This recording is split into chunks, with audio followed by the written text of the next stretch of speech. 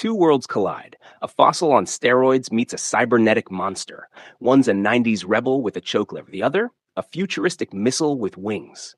This isn't just old versus new. This is war. Meet the Honda CBR900RR FireBlade. It's got carbs, a choke, and the twitchy attitude of a Jack Russell on espresso. Designed by Tadao Baba, the original FireBlade didn't chase horsepower. It chased balance. Lightweight, stripped down, and engineered with a frame thinner than your excuses for skipping leg day. It didn't just go fast, it terrified people into respecting it. Now shift to 2024. Ducati drops the Panigale V4 like a Marvel villain drops into a plot hole. On 1103 cc's, 214 horses, aerodynamic wings, and more tech than the average space shuttle. It's sleek, smart, and sculpted by Italian gods who apparently hate budget-conscious riders. On paper, the Panigale should leave the FireBlade in a smoldering pile of nostalgia. But paper doesn't ride motorcycles. Let's hit the canyon roads. Twisty, unpredictable, and absolutely brutal. The FireBlade? Unhinged, unpredictable, and somehow deeply satisfying. It doesn't ease into anything. It snaps, it snarls, it dares you to keep up, and it starts creeping ahead. Why? Because it's 60 pounds lighter and completely uninhibited by electronics. The Ducati? Refined, calculated. It rides like it already knows the road ahead.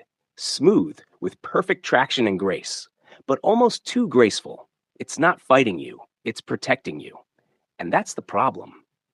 Riding a Panigale is like watching a movie where you already know the ending. Impressive, but predictable. The FireBlade? That thing's a thriller. You don't know if you're coming out of the next corner in glory or in pieces. Next stop, the racetrack. Ducati's home turf. You expect the Panigale to walk away, and in many ways, it does. Its top-end speed is terrifying. Gear shifts feel like brainwaves. The suspension reads the tarmac better than your therapist reads your anxiety. And yes, it posts better lap times. But the FireBlade isn't there to win by numbers. It's there to make you feel something. And once you fall into its rhythm, once you understand its language, it becomes addictive. It's the analog stick to Ducati's gaming rig. Less efficient, more immersive. Even under braking, where it should be outclassed, the FireBlade punches above its weight. Because the connection is raw, there are no filters. When you hit the brakes, they respond like they were bolted directly to your bloodstream. Now we go urban.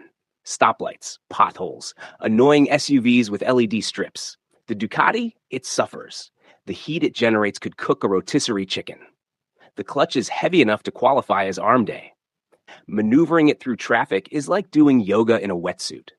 Meanwhile, the FireBlade's agility shines. It's slim, responsive, and actually kind of fun around town, like a caffeinated greyhound dodging traffic cones. And then there's the street cred.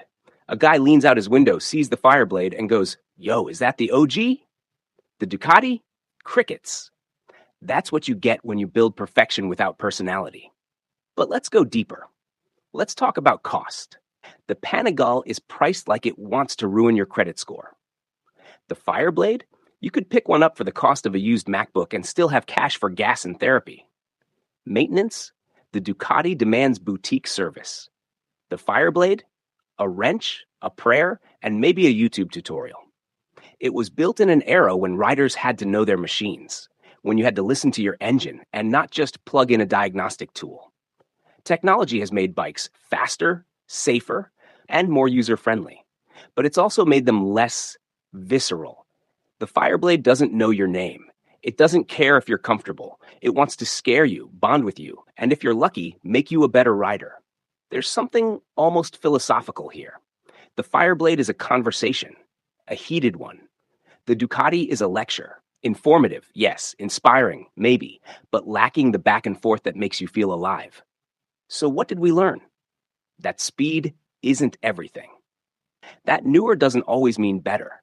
That sometimes the bike with soul, attitude, and flaws can offer an experience you can't buy with a spec sheet. In 2024, a 30-year-old Superbike just went toe-to-toe with a tech-packed modern masterpiece, and it didn't win on paper. It won in the real world.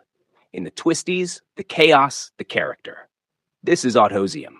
I'm Matthew, and if you still think old bikes can't hang with today's tech, Maybe you've forgotten what riding is all about. Subscribe, like. And let me know which classic we should throw into the fire next. Because here, we respect the machines that don't care about your feelings. We ride fast. We ride raw. And we always question the future when the past still rips this hard.